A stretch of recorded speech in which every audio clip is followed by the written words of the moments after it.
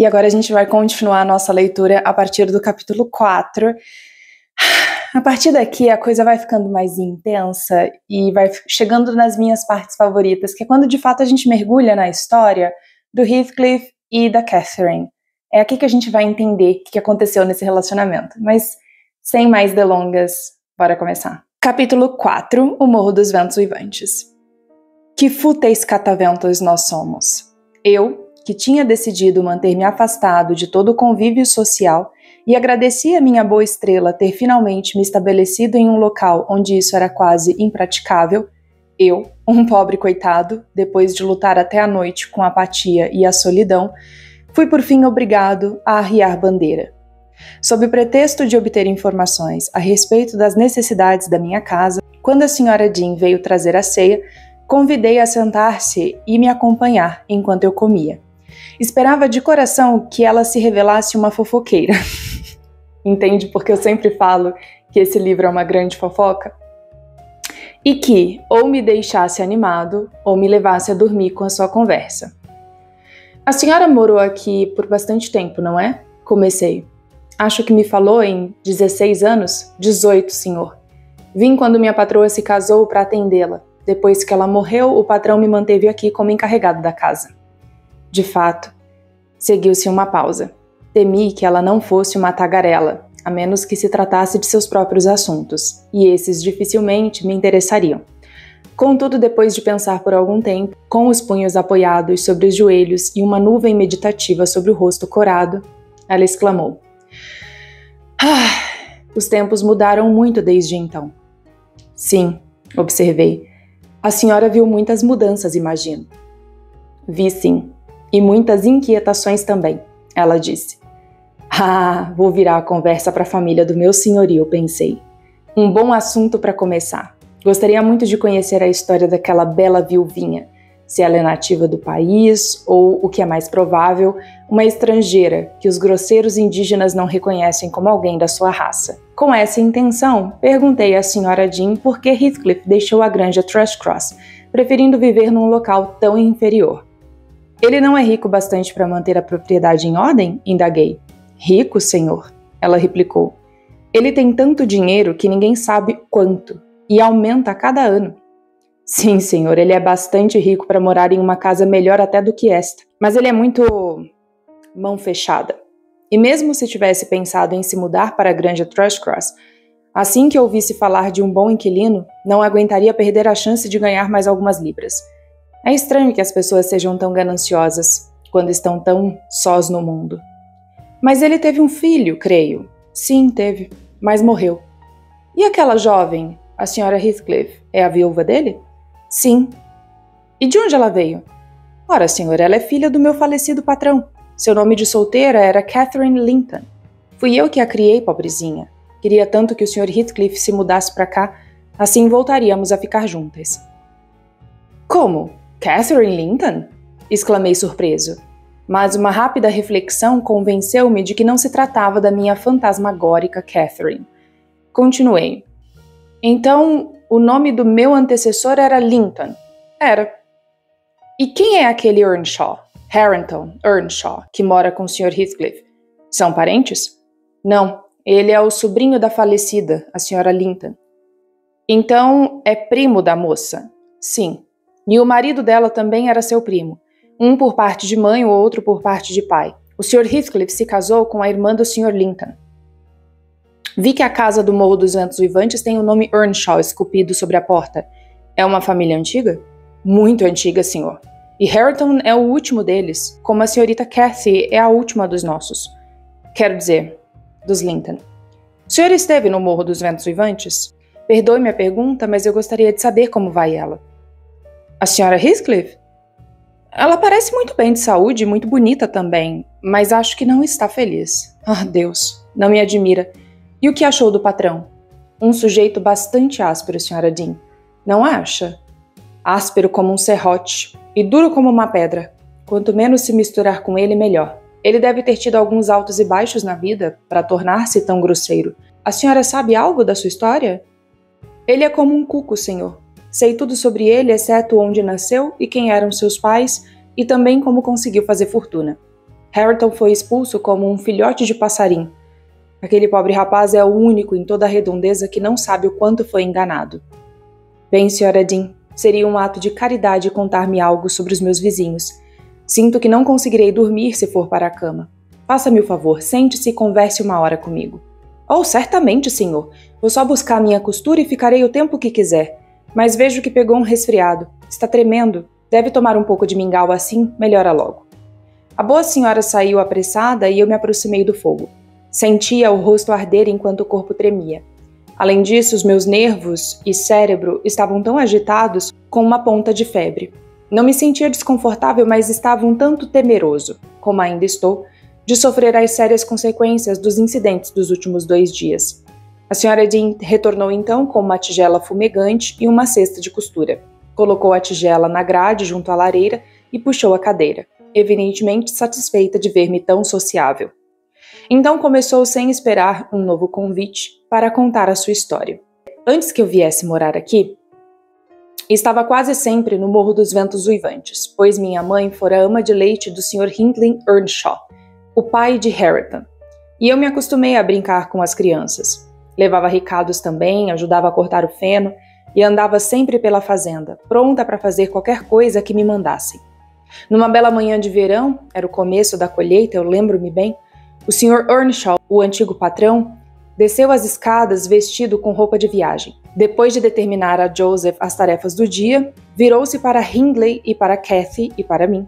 Eu estava sentada com eles tomando mingau e disse falando com o filho: "Então, meu rapazinho, vou para Liverpool hoje. E o que quer que eu lhe traga? Pode pedir o que quiser, desde que seja pequeno, pois eu vou e volto a pé. E 60 milhas de ida e outro tanto de volta é um bom estirão." Hindley pediu um violino. Ele então perguntou a Miss Cathy. Ela mal tinha 6 anos, mas podia montar qualquer cavalo do estábulo e pediu um chicote. Ele não esqueceu de mim, pois tinha bom coração, embora às vezes fosse um tanto severo. Prometeu-me um punhado de maçãs e peras. Então beijou os filhos, disse adeus e partiu. Aqueles 3 dias que ele esteve ausente pareceu-nos um tempo longo demais, e a pequena Cathy perguntava com frequência quando o pai estaria de volta. A Sra. Earnshaw o esperava para a ceia na 3ª noite, e atrasou a refeição hora após hora. Não havia sinal da sua chegada, porém, e as crianças acabaram se cansando de correr até o portão para olhar. Então escureceu, a Sra. Earnshaw queria colocá-los na cama, mas eles imploraram para que os deixasse ficar acordados. Então, quase 11 horas, o trinco do portão foi aberto sem ruído e o patrão entrou. Atirou-se numa cadeira, rindo e gemendo, e pediu que todos se afastassem, pois estava morto de cansaço. Nunca mais daria uma caminhada dessas, nem pelos 3 reinos. E além disso, quase morri carregando essa carga, disse ele abrindo o enorme casaco que segurava nos braços como um pacote.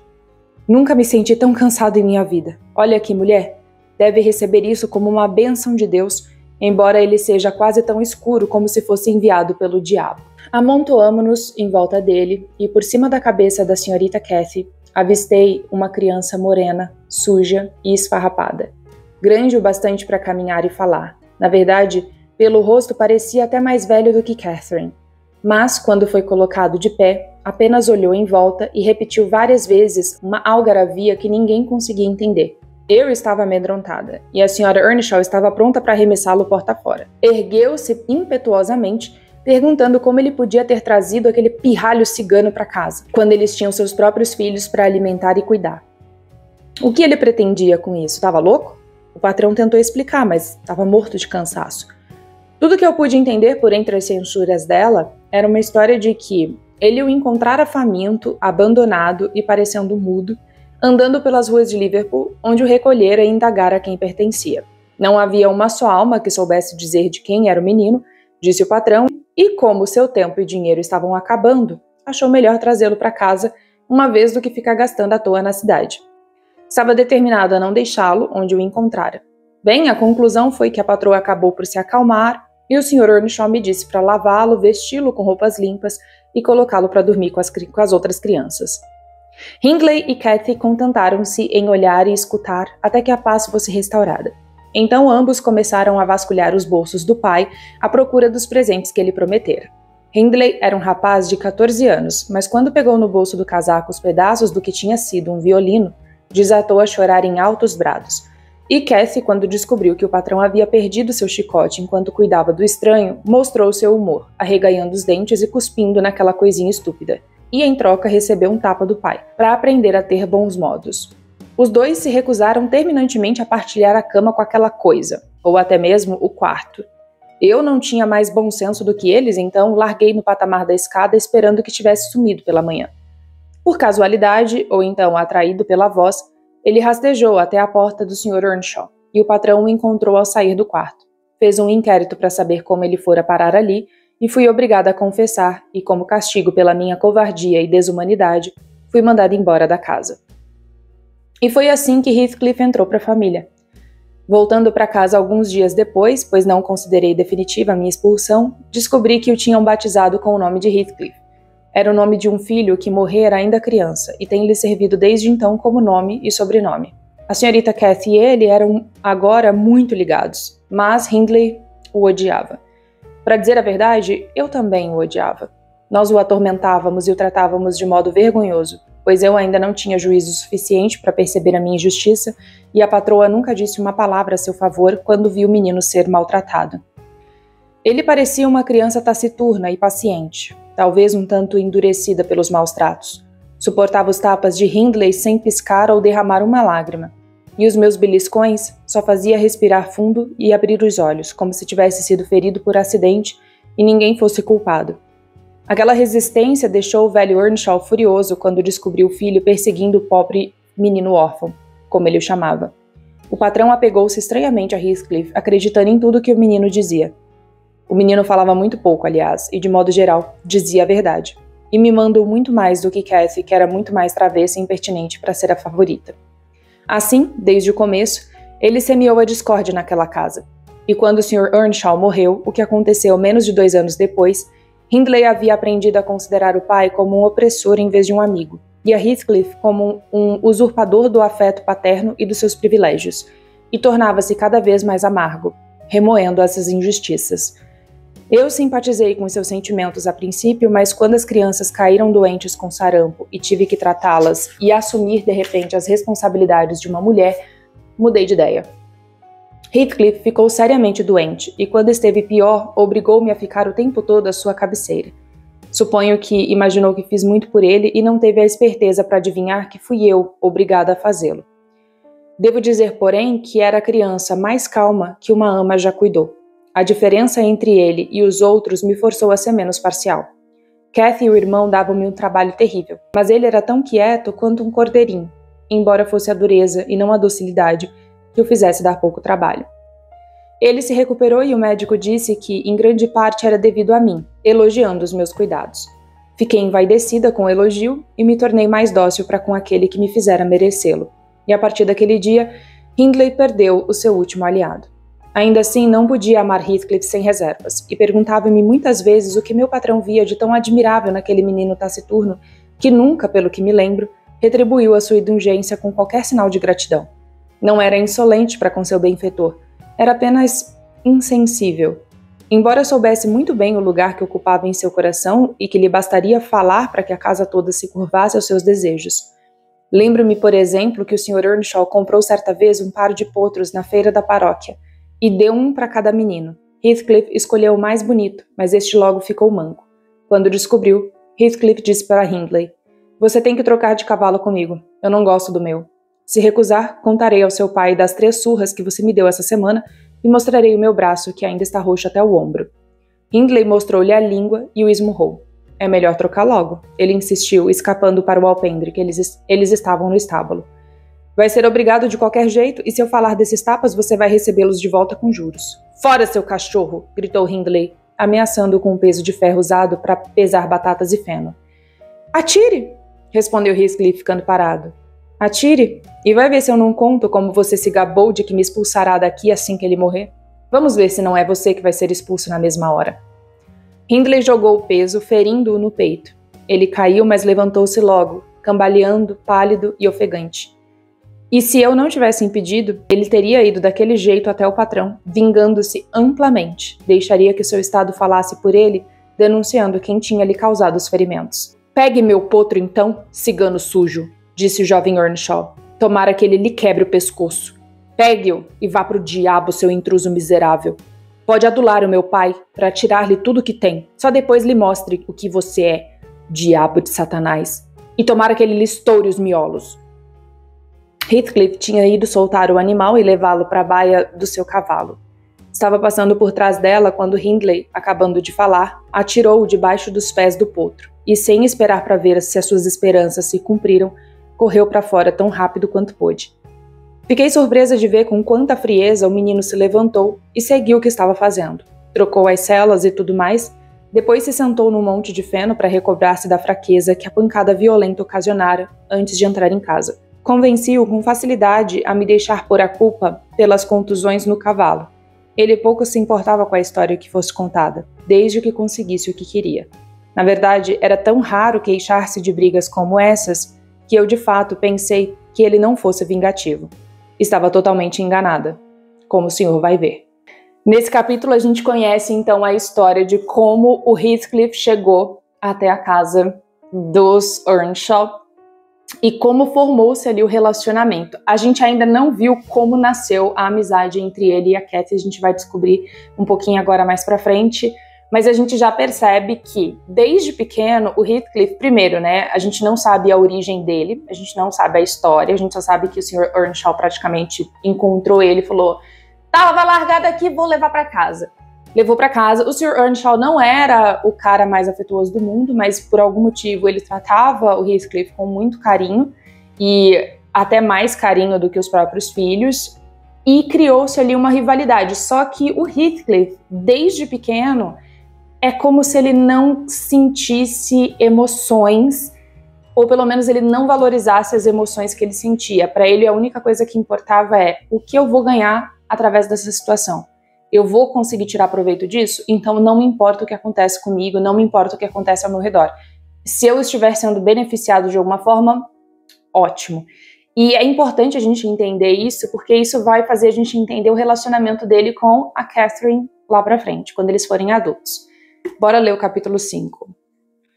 Com o passar do tempo, o Sr. Earnshaw começou a enfraquecer. Tinha sido ativo e saudável, mas de repente suas forças o abandonaram, e quando ficou confinado ao canto da lareira, tornou-se terrivelmente irritadiço.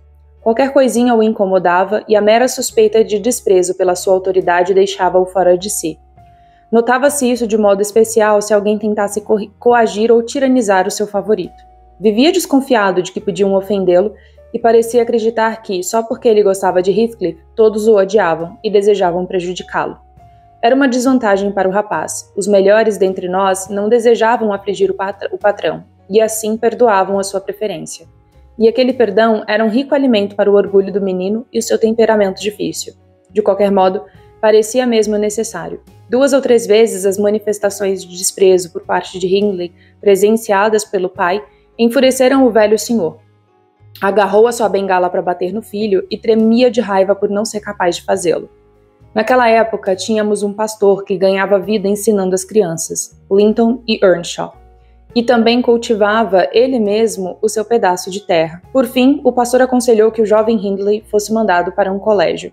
O Sr. Earnshaw concordou, mas com tristeza, dizendo: "Hindley é um fracasso. Nunca será nada na vida." Eu esperava de todo o coração que agora pudéssemos ter um pouco de paz. Doía-me pensar que a própria boa ação do patrão viesse a lhe causar alguma aflição. Imaginava que os incômodos da idade e da doença provinham das brigas familiares, como ele dizia ser o caso. Na verdade, o senhor sabe, era sua constituição física que estava debilitada. Apesar disso, poderíamos ter seguido em frente, de forma tolerável, se não fosse as 2 pessoas, a senhorita Cathy e Joseph, o criado. Creio que o senhor o viu lá em cima. Ele era, e provavelmente ainda é, o mais enfadonho e fanático fariseu que já se aproveitou de uma Bíblia, buscando promessas para si e maldições para os seus próximos. Com a sua habilidade de pregador e o seu discurso piedoso, conseguia impressionar muito o Sr. Earnshaw, e quanto mais fraco o patrão se tornava, mais influência ele tinha.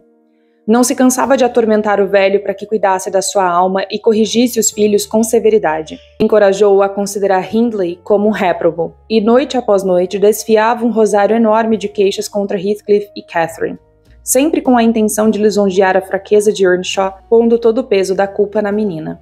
Ela com certeza usava de espertezas que eu nunca vira antes numa criança. Esgotava nossa paciência mais de 50 vezes por dia.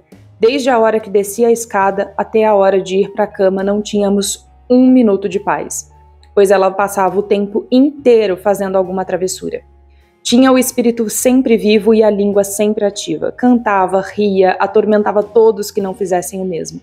Era uma moleca selvagem e endiabrada. Mas tinha os olhos mais belos, o sorriso mais doce e o pé mais ligeiro da paróquia. Apesar de tudo, acredito que não tinha má intenção. Sempre que fazia alguém desatar no choro, raramente deixava de fazer-lhe companhia até que calasse à guisa de consolo. Ela adorava Heathcliff. O maior castigo que alguém poderia lhe arranjar era afastá-la dele, ainda que ela, mais do que qualquer outro, fosse repreendida por causa do rapaz. Quando brincava, adorava agir como uma patroa em miniatura, distribuindo tapas e ordens aos companheiros. Agiu assim comigo, mas eu não ia aguentar seus tapas e suas ordens e deixei isso bem claro. Sr. Earnshaw não permitia mais brincadeiras entre os filhos. Sempre fora rígido e severo com eles e Catherine, por sua vez, não entendia por que o pai deveria ser mais rabugento e menos paciente agora do que já fora antes. As duras censuras do pai despertavam nela um desejo perverso de provocá-lo. Cathy nunca se sentia tão contente como quando nós a repreendíamos, e ela nos desafiava com seu olhar insolente e atrevido e suas respostas prontas. Ridicularizava as maldições religiosas de Joseph, importunando-me e fazendo justamente o que o pai mais detestava, mostrando-lhe como a sua fingida insolência, que ele acreditava ser real, tinha mais poder sobre Heathcliff do que a bondade dele, e como o menino fazia a vontade dela em tudo e a dele apenas quando isso lhe convinha. Depois de se comportar da pior forma possível durante todo o dia, Cathy às vezes vinha afagar o pai à noite para fazer as pazes. Não, Cathy, dizia o velho, não posso te amar. És pior do que teu irmão? Vai, filha, diz tuas orações e pede perdão a Deus. Creio que a tua mãe e eu nos arrependemos por nunca termos te corrigido.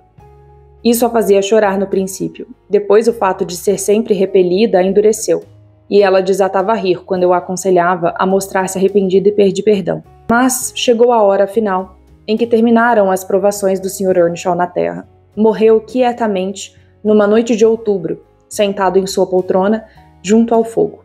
Um forte vento envolvia a casa e rugia pela chaminé.